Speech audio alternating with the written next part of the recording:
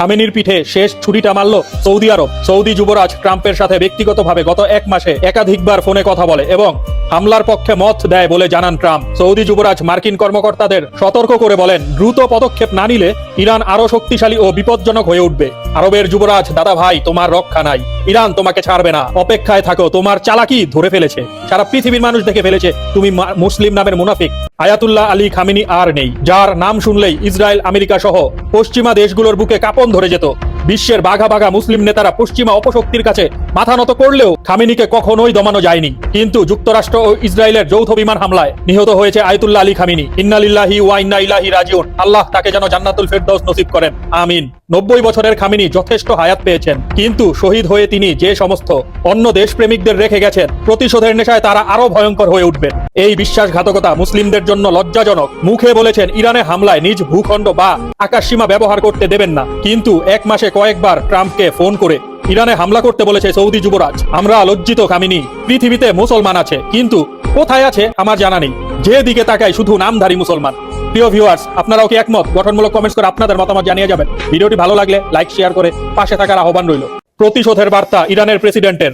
ইরানের সর্বোচ্চ নেতা আয়াতুল্লাহ আলী খামেনির হত্যাকাণ্ডে যুক্তরাষ্ট্র ও ইসরায়েলের সম্পৃক্ততার অভিযোগ তুলে কড়া প্রতিক্রিয়া জানিয়েছেন দেশের প্রেসিডেন্ট মাসুদ পেজেশকিয়ান। এক বিবৃতিতে এই ঘটনাকে গুরুতর অপরাধ হিসেবে উল্লেখ করে খামেনিকে হত্যা, মুসলিমদের বিরুদ্ধে প্রকাশ্য যুদ্ধ ঘোষণা। ইরানে ইসরায়েল যুক্তরাষ্ট্রের হামলার দ্বিতীয় দিন চলছে। একই সাথে পাল্টা হামলা চালিয়ে যাচ্ছে ইরান। যৌথ হামলায় ইরানের সর্বোচ্চ ধর্মীয় নেতা আয়াতুল্লাহ আলী খামেনি নিহত। ইরানের প্রেসিডেন্ট এই মৃত্যুকে মুসলিমদের বিরুদ্ধে প্রকাশ্য যুদ্ধ বলে বর্ণনা করেছেন। ইসরায়েল যুক্তরাষ্ট্রের একদিনের হামলায় ইরানে যা যা ঘটল, 1200টির বেশি বোমা হামলা করে ইসরায়েল, নিহত 201, এর মধ্যে স্কুল শিক্ষার্থী 148। সর্বোচ্চ নেতা খামেনি, প্রতিরক্ষা মন্ত্রী ও সেনা প্রধানের মৃত্যু। 40 দিনের রাষ্ট্রীয় শোক ঘোষণা করা হয়েছে। ইসরায়েলি হামলায় ইরানের সাবেক প্রেসিডেন্ট মাহমুদ আহমেদিনেজাদ নিহত হয়েছে।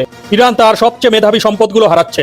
কাঠামোগত ক্ষতি হয়তোবা পুষিয়ে নেওয়া যাবে, কিন্তু অসম্ভব মেধাবী এই মানুষগুলোর ক্ষতি ইরান কখনোই পুষিয়ে নিতে পারবে না। খুবই মেধাবী একজন প্রেসিডেন্ট ছিলেন। প্রেসিডেন্ট থাকাকালে তার জীবনযাপন ছিল সাধারণ মানুষের মতো। আজকের আধুনিক ইরানের স্বপ্নদ্রষ্টা ছিলেন উনি। আপনার মৃত্যু ইরান কখনোই পুষিয়ে নিতে পারবে না। ইন্না লিল্লাহি ওয়া ইন্না ইলাইহি রাজিউন। আল্লাহ আপনাকে জান্নাতুল ফেরদৌস নসিব করুক, আমিন। খামেনির মৃত্যুর জন্য দায়ী এই বান্দা। ওনার নাম ইসমাইল কানি। তার দেওয়া তথ্যের ভিত্তিতে হামলা চালায় আমেরিকা ও ইসরায়েল। চলুন জেনে নেওয়া যাক কিছু তথ্য। এই ভদ্রলোক ব্যতীত খামেনির ডানে বামে থাকা উচ্চপদস্থ সকলেই শহীদ হয়েছেন উনি ব্যতীত। 2024 থেকে 26 যতগুলো গুপ্ত প্রকাশ্য হামলা হয়েছে, সবগুলোতেই তিনি কাকতালীয়ভাবে বেঁচে যান।